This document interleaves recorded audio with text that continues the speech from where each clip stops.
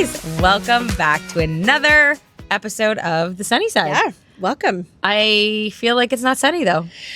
It's not. It's sunny in our hearts. It's sunny. It's not sunny in the sky. It's definitely not sunny in the sky. We had to change our positioning a few times because it was raining, guys, but we are loving doing these episodes outside. No, I think it actually stopped raining as soon as we moved all of our stuff under this covering. It's true. It's not raining now. It's not raining, but we love that you're loving. Everyone's saying it's brighter, it's sunnier. It's fun. So, we're hoping to do it out here. Yeah. We were just talking winter. About lighting a fire. Yeah, if it starts to snow. We are going to light a fire. Gloves and a fire. Maybe we'll roast some marshmallows. It's like campfire style. Yeah.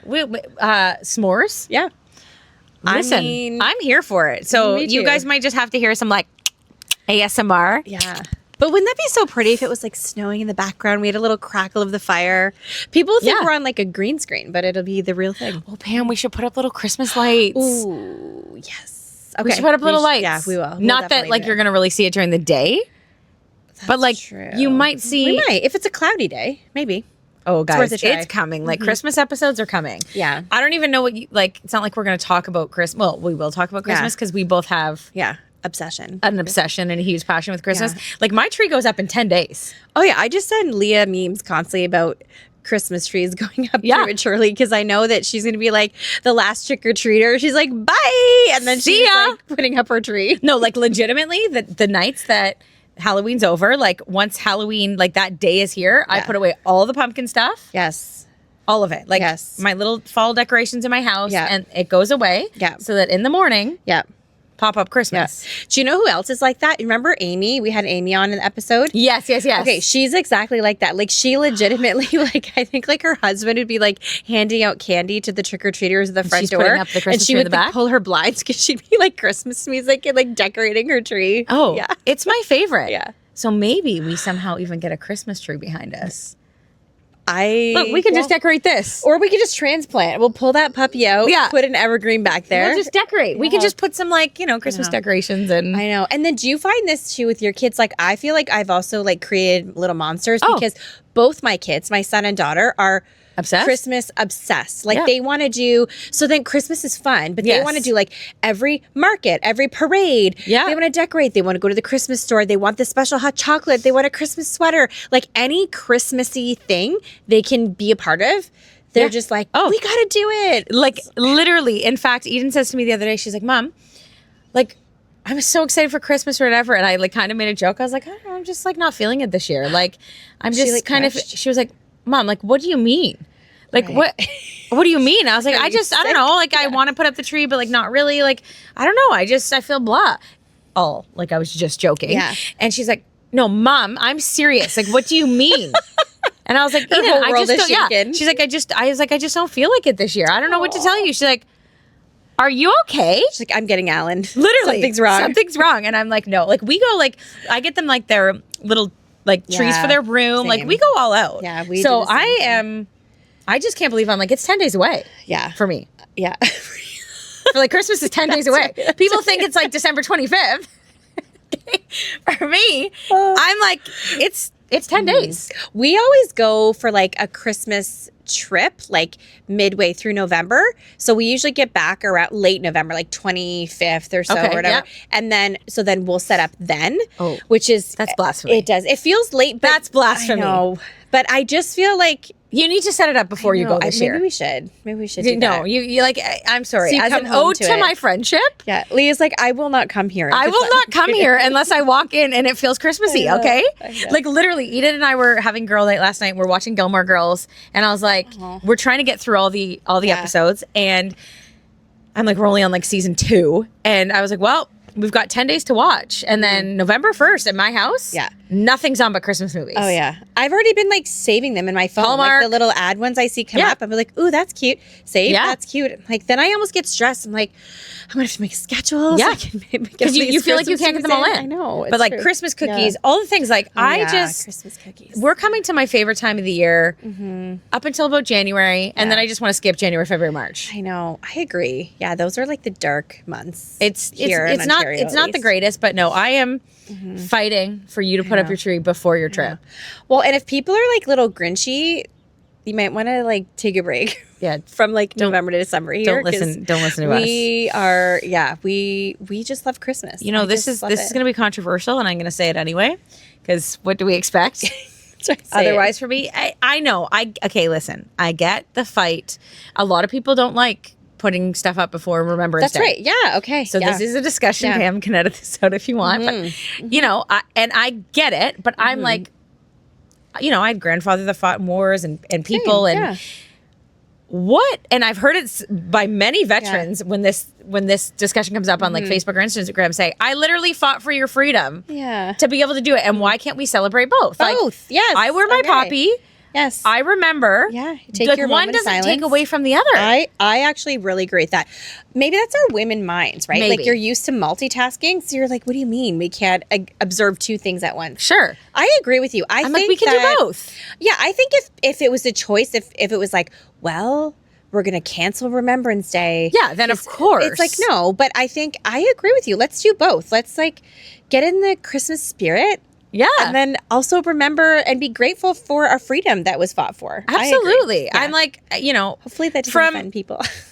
And if it does, I really apologize. And just love veterans. Send us a message. Yeah. Send us a message and let us know your view if you think it's and why. True. And why. I'm open. Yeah, like I'm always open to hearing people's discussion. It's just for me, I'm like, because one doesn't have to take away from the other. Because there's so many things that overlap in life, right? Like so many people's like birthdays or a remembrance of like a person that you lost personally in your life. Oh, it's the anniversary of their like death or whatever, or someone's marriage, or like you. It's hard to be like, well, no, if one thing happened on this day, we can't celebrate the other right? thing. Like, because sometimes it doesn't work out. You have to, two things are happening at the same time. Absolutely. So, yeah. And, you know, from here on, we don't want any Grinches or Scrooges. So do you have like, okay, my kids are huge on like, which again, I know I've done this to myself, and there's been times, especially in the last couple of years when I've been working more, that I'm like, oh, this is hard because I've started these traditions. So my kids are like super nostalgic. Yes, and mine then too. They're like, my kids are very like, when you start a tradition, you don't get out of it. It's just like, same, it'd be like, what do you mean? Like, what? No, this is Christmas. Like, why aren't we doing X, Y, Z? Yeah. So do you have like certain things with your kids that you guys do every year that they are like expecting? Oh, yeah. So definitely we put up our tree November 1st every year. Yeah. That is like, you know, that's Christmas. That's Christmas. Yeah. Now, this year it is a little bit tricky because it does fall on their dad's weekend. Okay. So what I think I'm going to do is I will set up. I'm sure he won't mind. Yeah. That was Pam being super sarcastic. Excuse me, I need the children because we're setting up our Christmas tree. Now, to be honest, in other years we have done that. But this year, because Halloween falls on a Friday, right? It's really funky this year. Yeah. But I mean, to your point, it is very true. This is where divorce situations are very tricky when you have traditions that you want to follow through on, and like, the other one is not the greatest, right? And if it's not important to them, then they're just like, who cares? But traditions are important to me. So what I think I will do is I will still set up what I can, and I will leave, because we set up multiple trees. Yeah. And like I'll set up their trees, but then they can decorate it when they come home on the 2nd. Smart. And then I will set up the trees, but then we can decorate them together. Yeah. And I'll just do my like Christmas village and do stuff all the like that. unfun work, like the actually the hard stuff. And Alan just knows like the 31st, everything comes out and is all over my living room floor. So when you met Alan, how was he a great Christmas guy, or was he like, what? I wish that he could be here. I wish. Me too. I wish that he could be here to talk about this. Did he think you were insane? Was he like, oh, what did I just marry myself into for life? That's right. Do you have your phone here? Actually, we should phone him. Okay, let's do it. This is going to be funny. Guys, this is off the cuff. So he might not answer. He is working right now. You're like, work? Alan. I can dial he might, a message from me, he might be like, is this an emergency? Did something happen to Leah? That's right. No, we need to talk about, I have him in, my phone is Leah's Alan. Leah's Alan. Because all the Alans I know. We should put it to speaker. Let's see. Leah's Alan. He's gonna be like, "Excuse me." Hello. Oh, it's not Pam. It's Leah, and you're on speakerphone not live on the podcast, but you're on the podcast. We have an important question. I wasn't sure, like, it was you or Pam. I was like, he's gonna think something happened to you. Like, I'm calling. He's like, Leah's just been rushed to emergency. So we have a very important question for you. By the way, did you see the screenshot? No, what screenshot? $4,500 for 2 tickets. Oh, we were just. But I didn't spend it though. I didn't. I feel like that's worth it. Yes. It's worth it. I know. I waited in line to buy tickets, and by the time I got it, like I was one of the earliest ones. They were all thousands of dollars. Of course it is. For those of you that are not understanding what's happening, he was just trying to surprise us with Blue Jays tickets for the World Series. But I was trying. I tried my hardest. Which I could still spend, $2,000 to $3,000 a ticket. No, thank you. That's like a lot of Christmas decorations. Speaking of which, are we on a show right now? Yeah, yes, this is what I just told you. You were kidding. No. Okay, so here we go. We're just talking about my crazy love for Christmas. Because my question to Leah was like, what did Alan think when he married you, your first Christmas on October 31st Eve? Was he like, what in the world is happening here? Like, how did you feel about this? Yeah, I thought, like, what did I sign up to here? Now, tell the audience, when did you typically put up your tree and decorations before we were married? I think around December 11th or, maybe the second week of December-ish.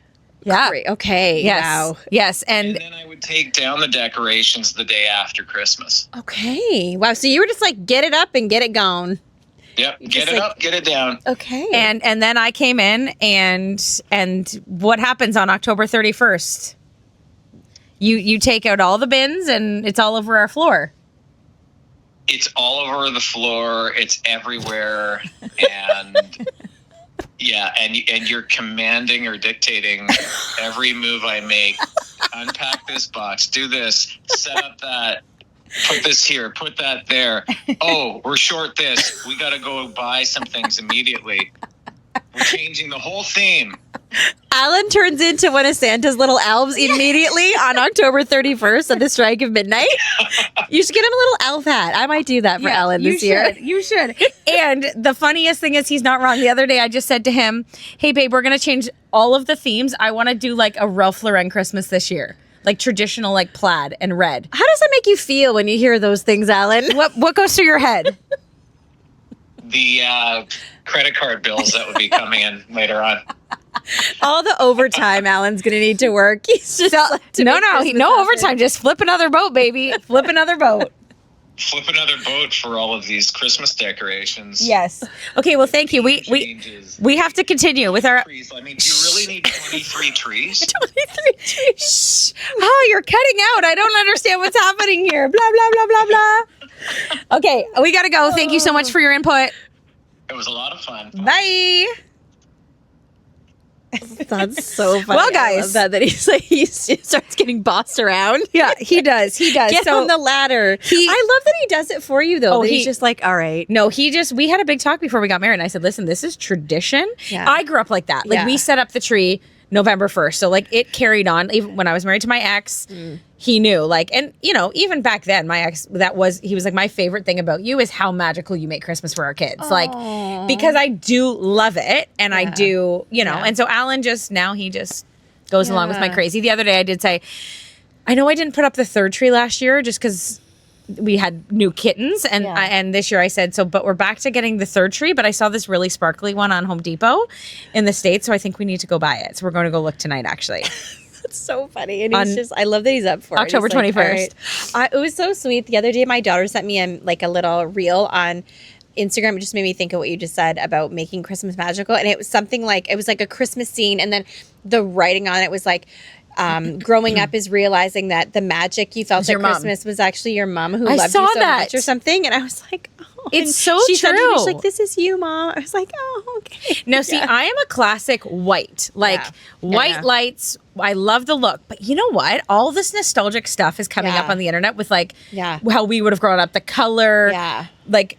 Where do you sit? We do. So I did white I did sort of like different theme every year, like more on my tree. I would keep the same decor around mostly. But a few years ago, we switched over, I guess, to like red, green, gold, like the traditional. Yeah. And we've kept that because everyone loves it. Like the kids love it. It's like what are the lights on your tree? White? They're colorful. Oh, color. their color. And then some of our like decorations are kind of vintagey looking. Yes. And we do have that kind of like, exactly, like the decor I would have had as a kid. Yeah. See, that's how I feel. So we do one like big tree. We just leave plain because it's very, very big for like our front hallway. And I love that. But then 2 of the other trees, I think one of them this year I want to do colorful and just keep it like, fun. I don't know, nostalgia. I love it. So back to tradition. So November 1st, that's like a definitely lots of hot chocolate nights watching movies. That's our biggest thing. And like there are certain movies they know that like they watch it with me. Yeah. So like all 3 Santa Clauses. Yeah.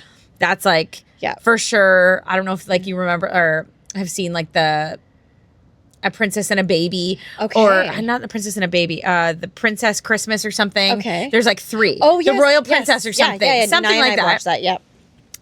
We watch that. Even Zeke, he watches it with us. But like The Grinch. Yeah. And Home Alone. Home Alone they watch with their father. Okay. So yeah. Which was a big thing for me because like that was my favorite. But moving on from that. Yeah.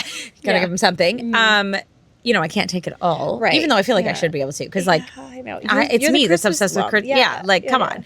But there are certain things, and like baking cookies, and like certain things like that. But it's funny, and I'll ask you the same question in a minute. But I don't know if you find that there are times and seasons in a divorce situation where either you've had to let go of certain traditions, or certain traditions are like triggering and like you can't fully walk it out. Oh yeah. I don't know. Oh, totally. Like how do you feel about that? Yeah. I mean, I feel like the letting go of like I don't know how much we've shared about this Millie on here, but like my situation is different than yours and maybe for most people because of the way that it was custody-wise with my kids. Because I think for a lot of years, like their dad just had a lot of things happening, a lot of struggles happening. Like he wasn't in a place to be like in a position to be like a full-time caregiver. Sure. So he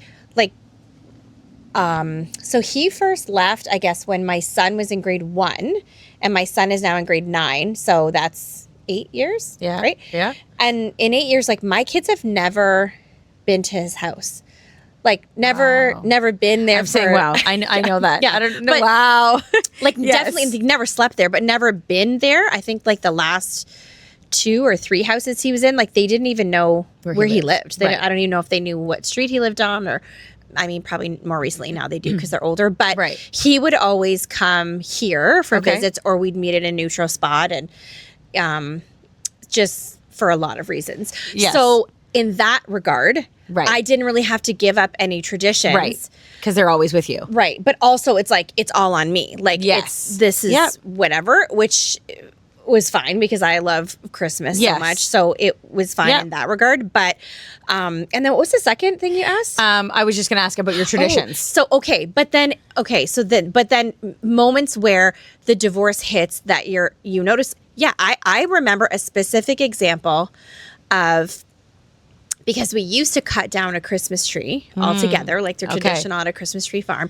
And the first year, my kids were still like, they wanted a real tree. And we're like, we're going to have a real tree. And I'm like, of course. Like, I just had this obsession with like thinking that everything was normal for them. So like it would hurt less, which is, I think that kind of pressure is not in hindsight. I would never advise that. But so I was like, yes, of course, and we like got a real Christmas tree, and then I'm like struggling to get it in my van. My van's a mess. I'm struggling to get it out. I'm struggling to get it into the house. Then we get it, and the kids are littler, so they can't help that much. And I'm trying to put this thing in the tree stand, and it's falling over, and I've like on my head, and I got hurt, and I just remember like sitting there at a point, like out of breath, covered in sap, needles everywhere. This tree looks like it's not. It's and like I the just Grinch started tree. to cry, and I was like crying and crying and crying, and just like, this is so hard.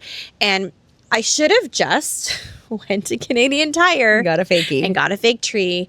But I just felt sad, even more for my kids, because I wanted them to have that. And I think that feeling of like, I can't give you the thing that you want, which is this experience with this real tree. And I just like physically, I wasn't strong enough. I couldn't do it. Yeah. I probably got a tree that was too big. I just didn't know. Right. And so whatever, we made it work, and it, whatever. Eventually, a few years down the road of repeating this same, you'd think I learned. No, I'm like, next year I can do it.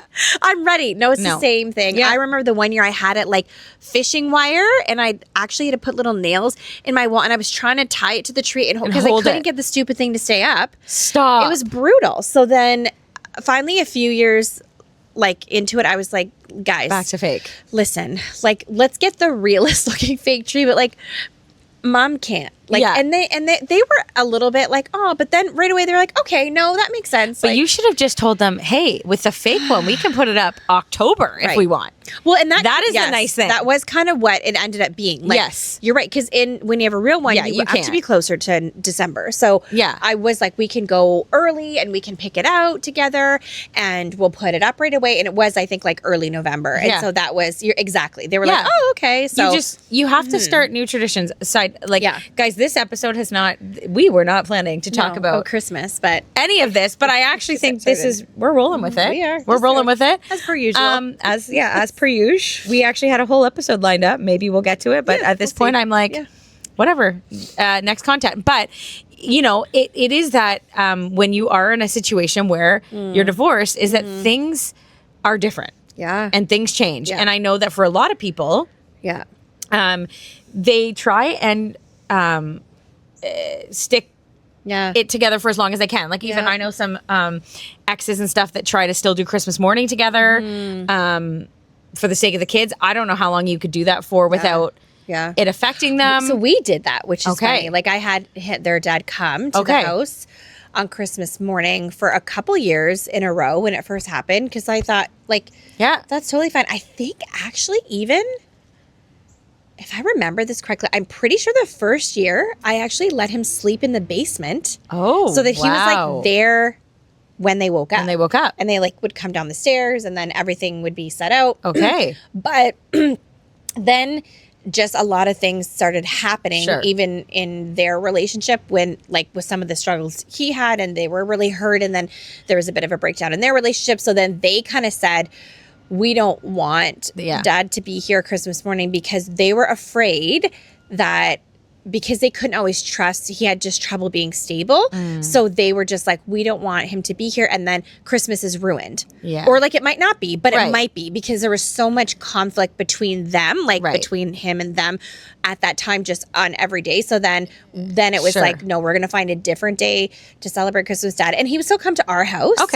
To do it, but it was just they didn't want it on Christmas morning anymore. But yeah, we tried that for a few years, and I would have kept doing it as long as it worked. But I agreed with them. Like I was kind of like, they're not wrong. Like there were so many like strange things happening, and it was so unpredictable that you're like, so I was like, no, that makes sense that they would want that, and they were getting a little older then that they could vocalize that, but.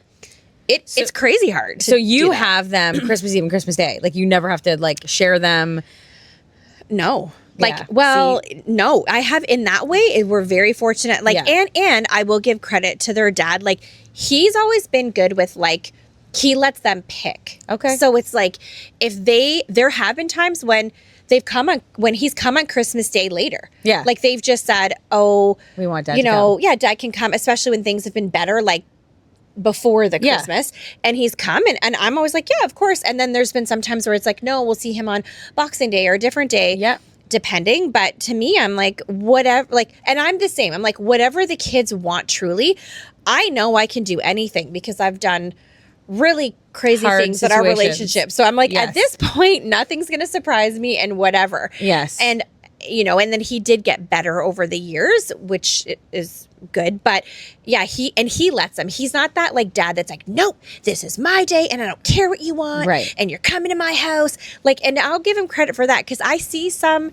dads do that and you're like, okay, but like, it's not if your kids like have a certain tradition or whatever, like, what do you care to bump your time with them back one day and let them have both? Have this tradition they really love, and then you also spend time with them. When you get so obsessed with like, no, this is my time and I don't care how you feel. Yeah. You're just like, that's weird. Like you're the parent, you don't care how they feel? You're like, what do you mean? Right. So it's hard. Like I think that Christmas like, I do feel like, because, you know, like I said, I've been obsessed with Christmas since I was younger. Like November 1st, that's always been my tradition. And then again, like I said, into my last marriage. And I do think a little bitty part of me died in my Christmas spirit. Yeah. Like when we split and had to start sharing Christmas. Oh, yeah. Because it is very hard to like continue on in the joy of Christmas when like every other year you're like, okay. Yeah. Like it's going to look different. And so I do think like a little bit of my Christmas joy got squashed. Yeah. When we got divorced, because that makes sense. I just don't know how it can't. Yeah. When they're really little and like you're sharing. So our schedule is that every other year we share. So like if I had them this year for, let's say, Christmas Eve, I get them for Christmas Eve, and then I get them for like Christmas morning until about noon. Okay. And then they go to their dad. And then the next year would be, he would get them Christmas Eve, and then I would get them, and then he keeps them until Christmas morning at noon, and then I get them at noon. So we share Christmas Eve and Christmas morning. Every other year you don't even get to see your kids till Christmas at noon? Yeah. Oh, Leah. Yeah. So I think, you know, I just, really as somebody that's obsessed with Christmas, a little side of you kind of breaks inside, that you're just like, wait a minute. And so I think, you know, there's been years where, like, realistically, I'm like, do I even want to celebrate this year? Of course you do, because Christmas is not about tradition. It's not about all those things. But it breaks a little part of you inside to be like, now the older they've gotten, not the easier it becomes, but they're not those little kids running down, excited that Santa came, and you're not like missing those moments. Yes, and it's funny. Every year, I'm like, people will be like, "What's harder, to give them up Christmas Eve or to give them up Christmas Day and not do like the rest of dinner?" And every year, I think it swaps depending on it's just hard. Yeah, I can't say one. They're missing out of a big part of the memories. They're missing. So whether it's they're missing Christmas Eve service with me, or they're missing Christmas morning with me, right? Now, one thing that has gotten a little easier is the last couple years we haven't done presents, and we've done a trip. Yeah. And so we just do stockings. Yeah. So that does take a bit of the pressure off for like the Christmas morning thing. Yeah. Where I don't feel like they're missing out so much. Yeah. Because they know they're just getting stockings because we're doing memories. Because they're getting older. Yeah. And everything they need or want, they pretty much get. And that has made it easier-ish. Yeah. In the sense of, you know, they're not like waiting to come home and like open a bunch of presents or whatever. But and then I think of just them and how awful it is to like, especially when they're younger, open a ton of presents, open them up, and then sure, you can't play with these right now. Yeah. Then you got to go to your other parent's house, open up a ton of presents, and it just feels overwhelming. I can't imagine. Yeah. And it's like, you know what? Kids are great in the way that they'll like make the best of it, but it is so hard. And I would say that like to anybody who's on the brink of like, I hope these are things people think through. If you're on the brink of being like, maybe I'm unhappy and it would be easier to be divorced. It's like, I don't know. And then you repeat that with trick-or-treating. You repeat that with Thanksgiving. Everything. You repeat that with Easter. You repeat that with graduations and birthdays. Like, it's like every month or so, you're going to be gutted with, this situation of like the family being torn apart. Yeah. Like, it's so hard. It's so same thing. Awful. It's like birthdays. Who's going to celebrate birthdays? Well, like obviously in my situation, if they're here, like I have them throughout the week. He just has them 2 weekends a month. So it's like majority of time I have them on their birthday. But there has been a few birthdays where it falls on his weekend and I don't even get to see my kids on their birthday. Yeah, that's crazy. And that's a hard one too, because it's like, I don't know, as a mother, like you birthed them.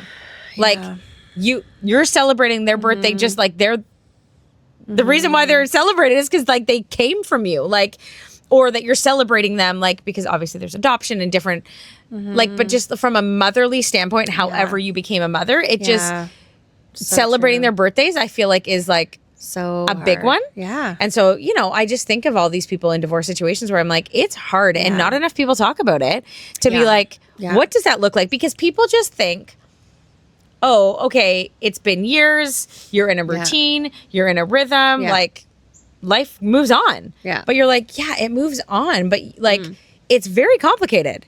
Well, and I think people think of like alleviating the immediate day-to-day stress, whether it's like conflict or hurt feelings or whatever is going on in your marriage that makes you want a divorce. Yeah. Like barring like abuse or something that's dangerous. Absolutely. But it's just the normal like conflict. People, I feel like you get short-sighted. You just think, I need this to stop. I can't live like this anymore. And while those feelings are valid, like for sure, but it's like you got to think, okay, but what trade am I making? Yeah. Because sure, maybe I'm trading that every day or often I don't have this conflict or the tension, but are you thinking about what that is going to look like for all these like occasions and special events and memorable moments and milestones? Like you're going to be missing out on them. Yeah.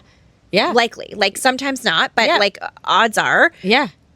And that's what I do think too. Like if you can have some sort of like, if even in time, if things aren't so like hostile with your ex, if you can do stuff together, amazing. And it's sad when like some parties are willing and then other people are just being selfish still and just being like, nope, it's too hard for me. I can't. You're like, yeah, but that would be like so nice for your kids.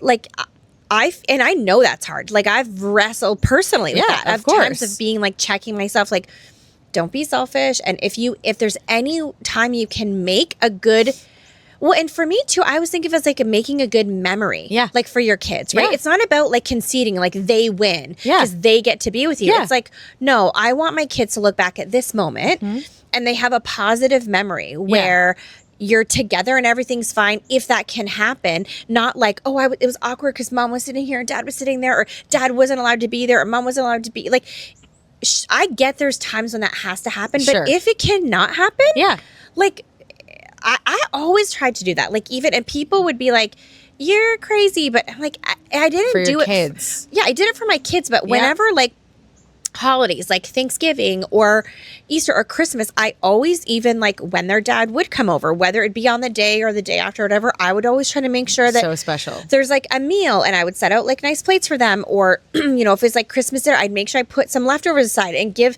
them like turkey and gravy and mashed potatoes again, and have some like little decorations on the table. And for me, at least with my kids, like we always bought Christmas gifts for their dad, and I always make sure that like they're giving him something that he's opening. And so then they have those moments where like he's giving them gifts, but then they have gifts to give to him and give them their space. Like even when they're there, it's like they want to watch a Christmas movie together, I'll like go upstairs and clean up or do whatever and like let them have their time together. Like try to make a really great moment. And so then it's like good for the kids, but then also for him, like I know that must be hard for him to come to my home. Yeah.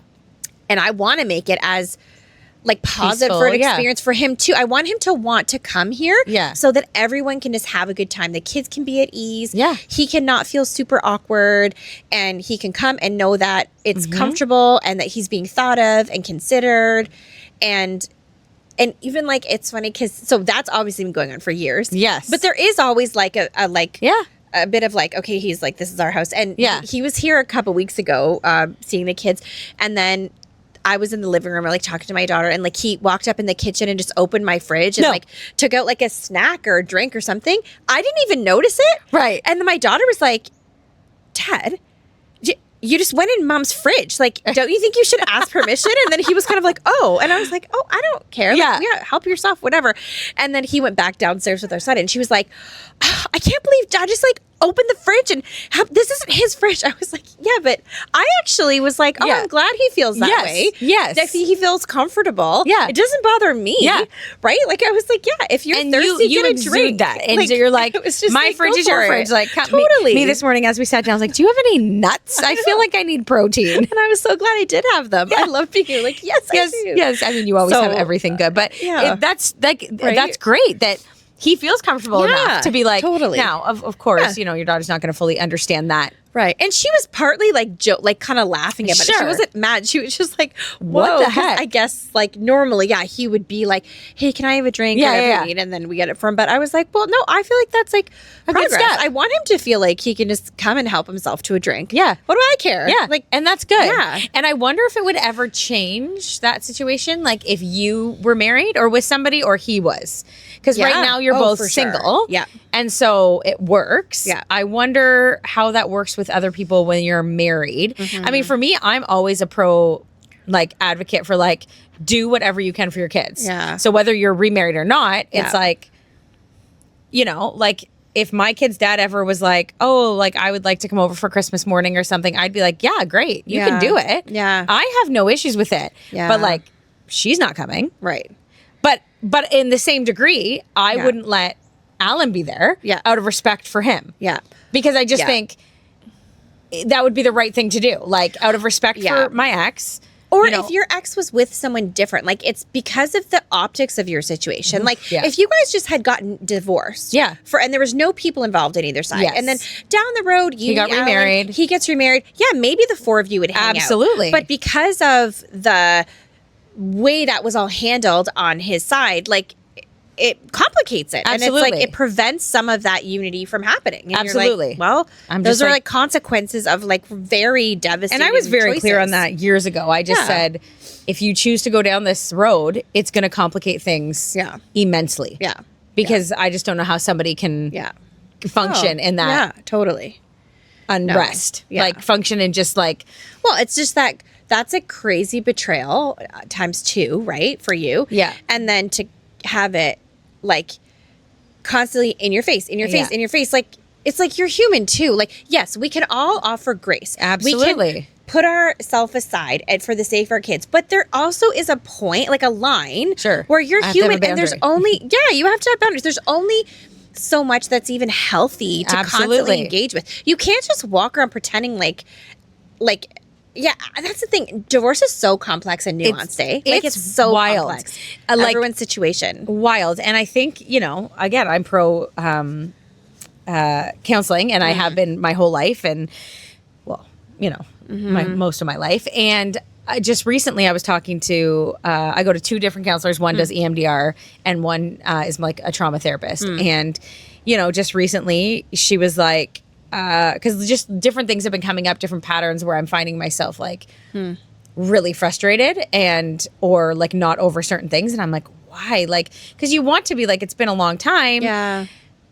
Like, why are certain things still bothering me? And you know, and both of them were just like, with the betrayal that you went through, like it will bother you the rest of your life. Yeah. Like this is not. It's so abnormal. Had he married anybody else, it would look a lot different. But because he married her, you will constantly be dealing with these little issues, right? And just recently they said, Leah, you're very good at compartmentalizing. Like that is like a very big strength of yours because like your world could be upside down and you're functioning. Yeah. Like even any type of anxiety I have would be very much high functioning anxiety. Some people wouldn't even know what I'm dealing with or what I'm struggling with. And she's like, both of them were like, but that comes like compartmentalizing also comes as a great strength and a great weakness. And they said, because what happens is you could go through years and years and years and years of therapy without actually dealing with the root of the problem. Because it's so shoved down there. Because it's so shoved down there. And they were like, you have to like get to the root of a lot of this stuff. Right. And I can't remember. Did we talk about this on the last episode about EMDR and like the books, right? And the memories. So amazing. Okay. Yeah. And so anyway, so then they were like, we need to really get to like the root of a lot of these feelings. And so I was like, okay, like, you know, I'm sitting down. I'm like, okay. And they're like, so when this all happened 13 years ago, we need to go back and going back. Okay, great. And how did that make you feel? And I was like, what do you mean?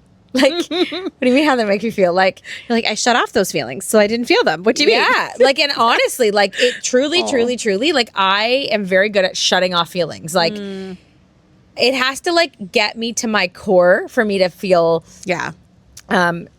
more sad. Definitely my default is anger. Yeah. Because it's an easier emotion to deal with. Yeah. Because I have control over that. Yeah. Ish. Yeah. Right? Where like sadness feels uncontrollable to me and more vulnerable. Yeah. Like when you're angry, sometimes you can feel powerful and strong. That's why a lot of people with control issues revert to anger too. Yep. But when you're 100%, if you're sad, you feel weak. Yeah. Right? It's hard. And even just saying it, right? So she was like, I want you to go back to that moment that like you found everything out. Like, how did that make you feel? And I was like, so like I can't do that today, just so you know. Like I'm not like, going I have there. things to do later and I need to be functioning. Legit. And I was like, I don't want to go there. Like no one wants to go there. Yeah. Like it's such a vulnerable place, but they were like, until you go to those feelings, there will always be certain triggers. And I'm like, so, I mean, I have an appointment coming up. I'll let you know how it goes. Yeah. That's crazy. Good for you for doing that. Cause that's hard. I mean, because you got to relive things that you're like, I don't want to relive this. And you have to finally deal with them. Because like you haven't actually dealt with them. You've just like compartmentalized, shoved them aside or whatever. Yeah. I almost felt like calling you to go, well, I don't know. You were there the night that I found out everything. Can you tell me how I was feeling?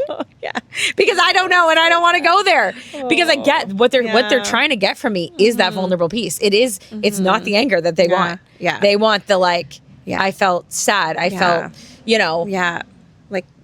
devastated. I felt heartbroken. I felt like whatever. And it's so easy to just go on with life in a way, but you can go to counseling for 13, 14, 20, 30 years. And unless you're actually getting to the root of the feeling, well, really, you're just paying to talk to somebody.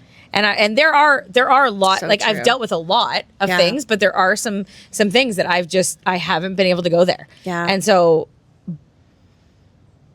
but I'm like, I need to just to get there. Right. There's just certain things, and there are certain things that I just will never, it'll always bother me. Right. Like as much as two things can exist at the same time. I think she talked about that last week. Yeah. Two things can exist, at the same time. So it's like, when they go to their dad's, I'm so happy that they're going and making memories with their dad. Yeah. Like I am so happy. Yeah. But there's also a part of me that knowing that they're making memories with her as well makes me like want to crumble and scream at the same time. Yeah. Cause should have been you. Like sure. That's the reality. And you can never, what happened in your situation was wrong. There's no justification for it. It was wrong. Yeah. And it will always be wrong. Yeah. It'll always feel wrong. Yeah. Like, and you can do things to like lessen and make interactions and stuff like more palatable and stuff. But to the core of it, like no one should ever experience that. No one should ever do that to a friend. Sure. Like that should never happen. So of course, like to expect you to get to a place where one day you're like, this is great. Yeah. Let's all have dinner together. No, that actually I think is dysfunctional. Like we do need to hold on to in society right and wrong. Yes. There needs to be a right and a wrong. Yeah. Otherwise chaos ensues. Absolutely. And you have to yes, you can make the best of a wrong situation. Yes. But you don't have to, that doesn't mean that you have to say, oh, I can make the best of it because I don't feel like it's wrong anymore. Sure. No, it is wrong. Yeah, it's wrong. And it's always going to be wrong and devastating and hurtful and should have never happened. Sure. And no one yeah, those feelings are really there. Yeah, and I think that's what it comes down to, right? When there's betrayal in any situation, like yours or mine or many of the multiple women we've had on as guests, it's like betrayal is one thing. Like it's hard enough to deal with, but then like, I just feel like to go on and marry your friend, like it's like, I know we've talked about it, but it is like, it's that reality. Like, I don't know, it'd be like me marrying your ex. Well, and it's like there's things, it's not even just about like, okay, your husband is now with your friend and whatever. Like as a mom, it's so much deeper than that and complex. Absolutely. As a mom in general, you're naturally so protective of who your kids are around, especially like who you leave your kids like in their care. Yeah. So if somebody, regardless of who it is, if it's a babysitter, if it's a neighbor down the road, if they show themselves to have dodgy character, morals, values that don't align with yours, you can't help but have a mistrust of them. Yeah. And to feel a little like, ooh, like, you know, you all have that, even with like, sometimes your kids have friends. Yeah. And you're like, oh. And then there's other friends they have that you're like, I would let you sleep over there for a week if you want to kiss. Sure. You trust them and their parents or the child has shown themselves to have good character and whatever. Yeah. When someone does something to you, that is the highest form of betrayal. Yeah. And the most devastating, hurtful thing. And then you have to also send your kids to be under their care. Yeah. Like, it's not even just about the marriage. It's about, like, how are you supposed to reconcile that as a mother to be like, I don't trust you at all. Yeah. I don't think you have good boundaries at all. Yeah. Yeah. And now I'm going to give my kids to you. Yeah. Like, I don't think people think about what that would feel like as a mom. Sure. To just be like, oh, it's sure. Like, people simplify everything. Well, people it's not that just simple. because people don't want to deal with the complex feelings, right? Yeah. And they shove it down like me. Yeah. But it's just that I've walked it, so I understand it. But people don't want to feel uncomfortable. So people just want to be like, okay, but you've been divorced for whatever, 4 years, 5 years, 10 years. Yeah. But it's like, when you're divorced, you are divorced. It doesn't matter if it's 10, 5, 15, 40 years. When you're having to like sit beside somebody at a graduation or whatever, it's a constant reopening of a wound. Like they describe a divorce like death of a loved one, except over and over again, right? It's not just something that you're like, oh, well, that was like 20 years ago, so like you should be fine. No. You're constantly dealing with it, and different seasons will bring different things. And different times will bring different feelings of mistrust, or maybe there's times where you feel great and on top of the world. And then there's going to be times where you're like, I literally don't want to go on another day because I cannot handle the other side of things. Right? And it's so complex. And unless you've walked it. It's so true. I was talking to someone the other day who is in the very early stages of like marriage breakdown and whatever. And she, I think, is actually a person who's probably the opposite of you and maybe even me in some ways in this regard, where she's a very like in touch with her emotions. Ooh, good and for her. she will just feel what she feels. But what's harder about that with her is that they're right there, right? So it's true. There's so many people that then they're uncomfortable with it. It's like, oh, well, you're just falling apart. It's like, well, yeah, because their whole life is falling apart and their whole family and their hopes and their dreams. And when she processes in real time, she doesn't actually bury and shove down. I'm sure there's some she does. Yeah. But you're just like, wow, it's so funny how you just can't win. Because when I feel like when I went through a lot of stuff and I didn't tell people, and people would be like, you should have said something. Why didn't you come to us? And then I've almost felt the guilt of that. Like, yeah, I guess I should have. But then when I was talking to her and like some of her experiences where she is processing in real time, people can't handle and it. She's feeling what she feels. And so there's days she's not okay because she's brokenhearted and devastated. And it's like, oh, wow, she's real. And you're just like, wow, like you cannot win. Like people are like, oh, she feels too much. If you don't say anything, people are like, why didn't you say something? Then this one's saying something. People are like, oh, she's saying too much. And you're just like, it's just, we're so hard on people.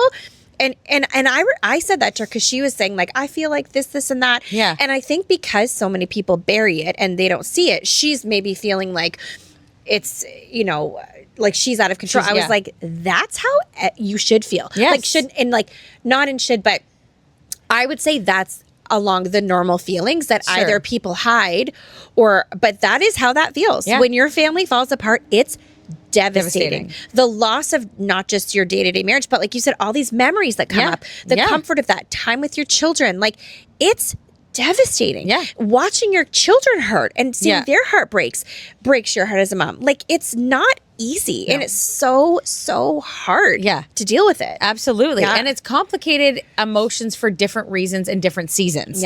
Each season will bring a different set of complicated emotions. Like, that's why they say grief is not linear. And each season you're grieving something. Totally. Like each stage in life you're grieving something, right? Like I talked about that, I think like way back, one of the first episodes. She's just like, I feel like I lost out on Eden as a baby. And I didn't even know that she'd be my last. Because like, she was 6 months old. She was so young. And I was literally like barely keeping my head above water because then I had a 2-year-old. And I couldn't really enjoy her. People that have their baby and they're like, this is going to be my last. Like, I'm going to enjoy every, like, I was fighting to catch my breath. So, right, there's that grief that I'm like, I don't even know if I, like, remember to enjoy her. I was just surviving. And so I feel like that was ripped from me. And I'm like, that sucks. Like, I wish that I could go back now and be like, oh, but, like, but you can't. You can't. Like, you can go back and wish like everything, but you can't go back. So it's like, okay, onward and upwards. But I think that's part of the reason why people shove it down and don't deal with it. Cause it's like, this is your too heart painful. would just break every day. If you acknowledge every loss that comes with divorce, like, your heart would just break every single day. Cause it's so, I had similar feelings in the way of like, because my kids were a little bit older, but I've just, when I look back, especially actually pre-divorce, because things were so crazy and so, just so much crazy stuff happening in our marriage. And then I look back at the kind of mom I was, and I feel like heartbroken. Yeah. Like I've just like, I could have done so much better, but you know, you're under so much stress. And obviously it's like you do the best you can. But sometimes when I look back, I just feel like I know I wasn't like always like the happy mom. I know I was under so much stress. I'm sure that came out. Yeah. I probably like snapped at my kids. I probably like passed up on stuff because I couldn't even just like get out of bed and function sometimes in the morning. And, you know, they probably didn't notice or wouldn't know any different, but it's like, you know, in your heart. Yeah. And I just, same thing. Like if there's one thing actually that maybe I do like struggle with resentment with my ex-husband, it's that. It's like, that was like my dream to have a family and to be like a wife and a mom. Like we always joke, like I should have been like a 1950s. I was born a couple decades too late. Yeah. Because I was just like, when people like female empowerment and stuff, I'm like, I think it's good to be strong, but I'm like,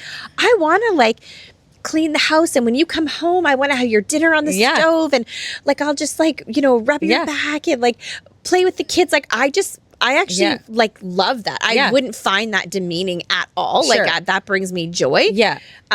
So I just feel like the life we had, like there was just so much pain in it, and so many times when I just was barely hanging on, like you said, and I knew it in my heart. And I look back, and that I resent a bit to my ex. I'm like, oh, you really took those years from me of like my kids being little, and you can't unless you're like, you don't get it, because like as a mom, your kids are your world. Yeah. So you want to do everything and anything for them. Yeah. And you can't. Yeah. You literally can't, because you're barely hanging on. Yeah. Like barely. Yeah. You know?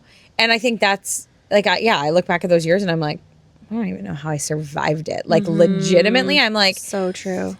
I was so sleep deprived because I had 2 babies. Like Zeke was still nursing. Like legitimately, I had 2 kids, nursing, diapers, potty training, and I'm supposed to deal with my emotions. And I'm like, and I remember one of my counselors saying, "Yeah, Leah, you went to counseling, but there was no way you could have actually processed because you were surviving." Yeah.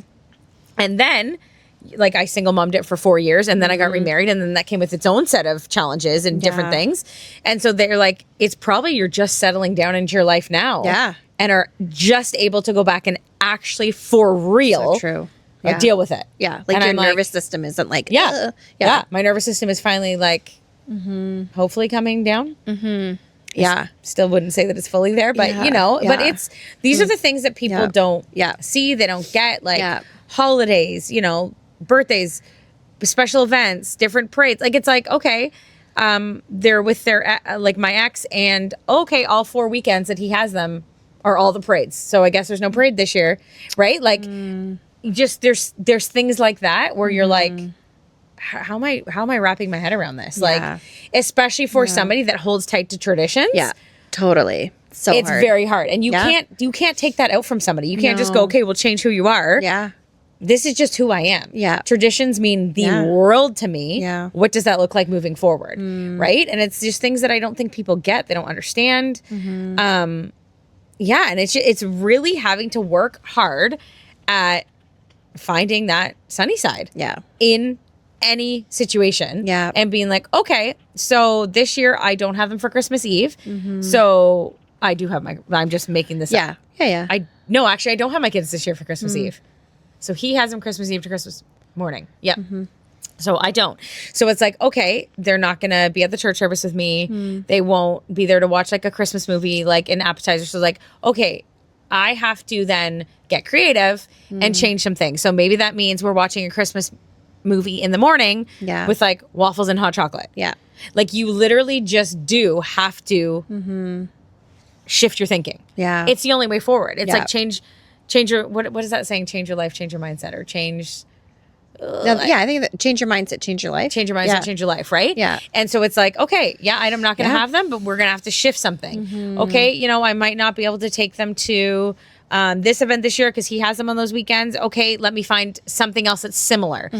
Because if not, you're just stuck in a pit of despair. Yeah. And that's not good for anyone. Yeah. It's like fighting. That's what it, like this, I think this podcast, that's what it was about. Like when you and I started even like the earlier chats, it's like you got to fight to find the sunny side. So it doesn't just come. That's such a good point. Yeah. You don't just like feel that way. Yeah. It's like, no, it's like the actual setting your mind on like, this sucks. Yeah. However, where can I look around and find any teeny tiny bright thing that I can focus on? It's like finding the ray. Like it's not even about finding the full sun. I mean, you want to get there, but like that little beam of light that streaks in, hold on to that. Yeah. Because if you hold on long enough, like the sun will come out, but you have to fight for it. Yeah. It's like get on your boxing gloves and fight for it. Nothing in life comes easy. Mm-hmm.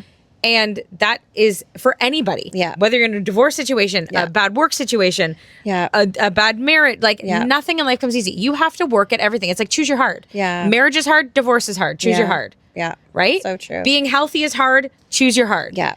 So Sticking to routine and consistency is hard. Yeah. But like, it just choose your hard. Mm-hmm. Fight for the season of life that you're in. Yeah. And that's a lot. Like I don't always have it together. Yeah. There's times I just want to be a miserable pit. Yeah, for sure. And there's times that I remember like this, I'm sure this is like a popular thing now, but when I heard it was the first time I heard it. I remember one time early in therapy, when my therapist said to me, because I was feeling like I was like drowning under this like waves of like this hurt and that hurt and this happened and that happened.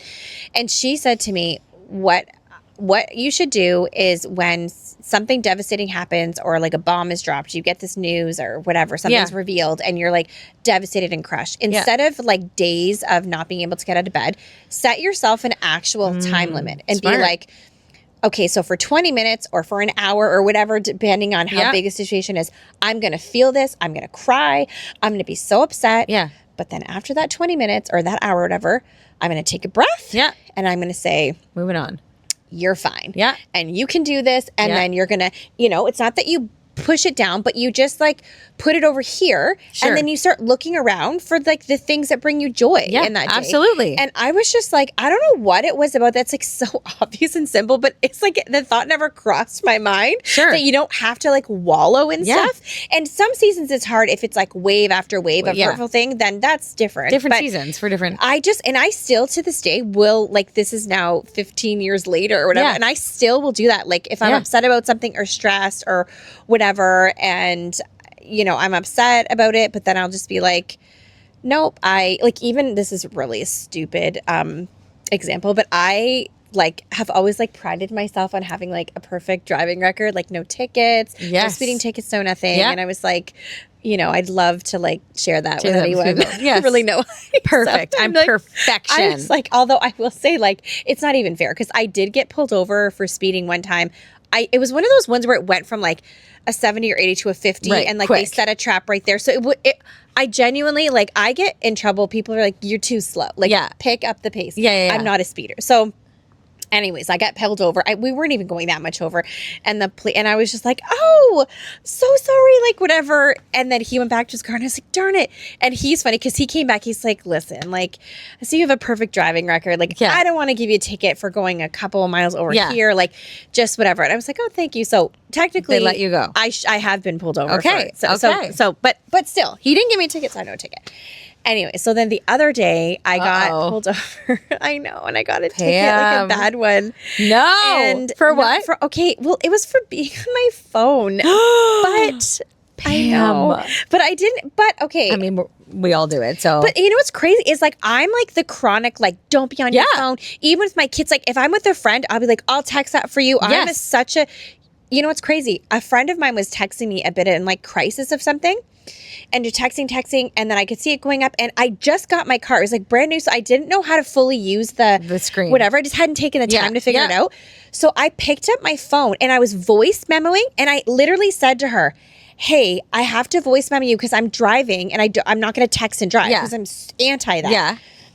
Of course, the second I do that, like the OPP, it's like pulls me over. And I was like, what? I was so upset. And I even told them, like, I'm like, they don't want to hear excuses. I'm like, sure. You did what you did. Yeah. And I was like, look, I wasn't texting. Like, I showed him, like, because you know how when you voice mail it types it out. I'm like, you're not even just picking it up in your hand. And he's like, it doesn't say no texting. It's hands free, man. And I was like, oh, yeah, darn it. And I was like, in my mind, it made more sense. But he's right. I was in the wrong. I had it in my hand, whatever. So they charged you. Yeah. Well, and it was funny because he was a little bit of a like cranky pants. So I was like, oh. So he came up to the window and I was just like, hey, like, I'm not one to be like, I did the thing wrong. And I was just like, hi. And then he said, you're about to have a really bad day. And I was just like, oh. Like, I was like so taken aback. I was like, oh, okay. Oh my and then gosh. he was so like nasty. And then, and then he was just like being so rude talking to me. But I was like, okay, like I know I did like break that rule, but like, wow, you're really cranky, but whatever. So I got the ticket. It's the bad one, right? Isn't it like demerit points too? Oh yeah, you have to. Okay, so I did not know this. Do you actually lose your license for like I think like 2 days? No, regardless. Yeah. So you have to on the ticket. You have to call and get like a court date, but they do it over Zoom, or you can talk to the prosecutor over Zoom. And then. Because you can lose it for more than 2 days, I think. As far as I understand, I don't know. I'm just learning all this now. I didn't even know, but I think. Either way, you lose it for 2 days. So like you don't know when. And it's like $650, I think. That's what the fine was? Yeah. And demerit points. So your insurance is going to go up. I know. It's so bad. It's such a bad one. I would have been better to get a bunch of speeding tickets. But honestly, you just trashed your record out the window and put it in a blender. But I felt sick about it. Like I literally was like driving and feeling sick. And then I kept thinking about him. I didn't cry. But he went and I was like, the would be like, you're about to have a bad day. And then for a minute I was like, oh no. I've ruined my day. And then for a second I was like, no. Yeah. I mean, not great. Yeah. But you don't have that kind of power over me. Yeah. I'm not going to have a bad day, actually. Yeah. I'm going to be more diligent to not be, and I'm going to go home and figure out how to work my screen. But I'm not going to have a bad day. Yeah. It is what it is. It is, yeah. I've got this ticket. I'll deal with it. Yeah. But I'm going to move on. Yeah. And it's just not like have a good day. No one just told me I'm dying. Totally. And that's like a stupid example. But no, it's like true. The practical little things where, in that moment, you can be like miserable and whatever. And even with him, it's like I could have been snarky back to him. It's so funny. I was like so nice to him either. Because of course you would be. That's you. Like, well, and it just kill him with kindness. Like it almost like when people are mean to me, I almost feel like a personal challenge of like, I'm going to make you feel bad for being so mean because I'm going to be so nice to you that it's uncomfortable for you to be this mean, which I don't even know if that's healthy that I do that. But well, I'm the opposite. I'm like, you're being mean to me. You watch. I know, right? You have not seen my wrath.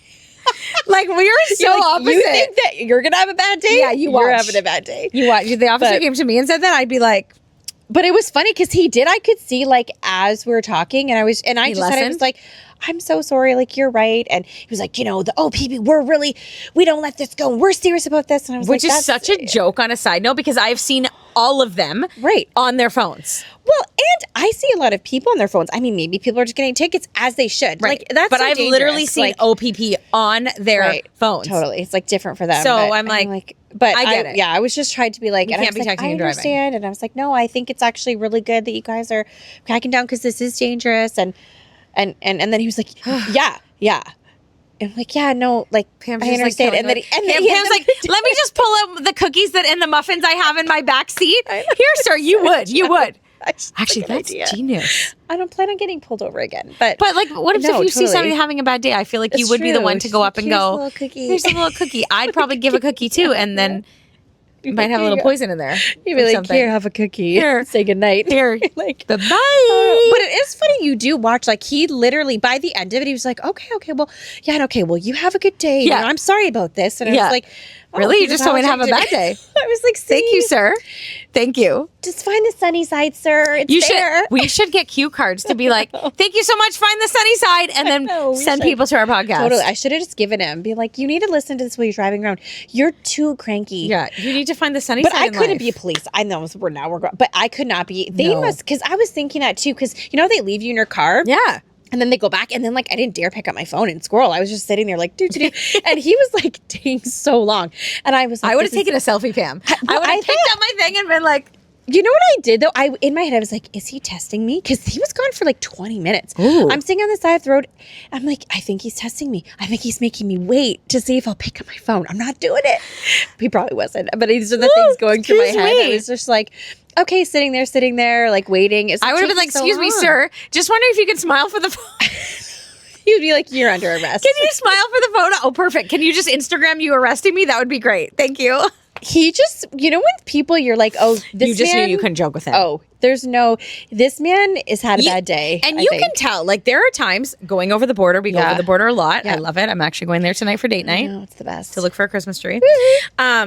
Anyways, and there's times where, like, people are like, you just know you cannot joke with these border guys. But there's also times where, they've been like, okay, like, do you have anything to declare going in? I'm like, yeah, actually, my husband, this happened recently, and they were like, what do you mean? And I was like, well, I'm about to shop at Target, and I think that if you detain him here while I shop, I won't hear the word budget. And they just started laughing. But like, I knew, I just feel like you can pick it up on somebody when you're this can be a joke. Yeah. And they were like howling. I was like, so is that a yes? Like, you can leave him here. Yeah. You can take him. And little time in immigration. That's right. Like, Alan. You just, if you have to strip search him, be gentle, but like, just do what you need to do. He's fine. He can take it, but but when like you can joke with some of these officers, right? But some of them, like, they're like, hi, how much did you spend? And I'm like, $25, or like, is that all you spent? And I'm like, yeah, because I come over once a week. So like, literally I came over for one thing. Yeah. And they're like, are you sure? Yeah. Do you have any drugs? Do you have any weapons? You're like, but fun fact, even when all the tariffs were going on, all of the, you're going to get charged, all of the, I have been, I have never been pulled over. Yeah. Only one time, and that was because legitimately we were bringing a couch over. Yeah. I knew we were going to have to pay. But like, everyone was always worried. Everyone, never. I have never, not once, never been pulled over. Okay, I'm the same. I was pulled over one time during the tariffs, and it was the same thing because we had a big purchase. Yeah. But sometimes I'm like, it just shows. I think there's some online like fear mongering that goes on, because it was like, same thing. Was going over all the time, and like no one cared. Yeah. Like no officers cared. No one was getting. They really and do you know didn't what happened care. recently? I went over with a friend, and they spent a bit more, but not crazy. Yeah. And I spent like less than them for sure, but they pulled over just her.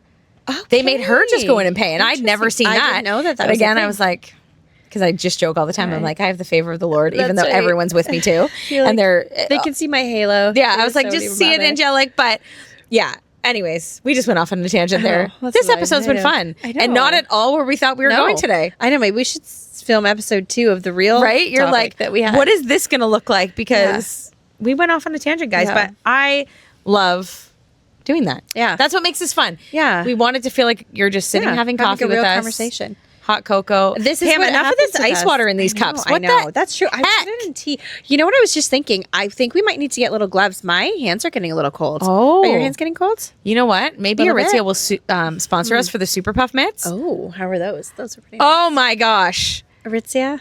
Super Puff. Just 2 pairs. That's all. Not a lot. We don't need a lot of Aritzia. We just need 2 pairs. Yeah. Okay? We just 2 pairs that are going to cost us an arm and a leg. But, But guys, it's been fun. Mm-hmm. Don't forget to go on. Subscribe. Yes. Thank you for all your, actually, we've gone up. Yeah, we've got up quite a few subscribers. So you guys are doing it. Yeah. Thank you. Thank you. Really keep subscribing, keep sharing, keep liking. We have a lot of exciting episodes coming up. Yeah, we do. We have like a packed schedule of guests. We do. Yeah. And one we're road tripping for. So maybe we can Instagram some stories along the way. Yeah. But we're excited and we hope that you enjoyed this episode. Mm-hmm. And unlike that police officer that told Pam to have a really bad day. You have a good day. Have an amazing day. Have an amazing sunny side. Right. Bye.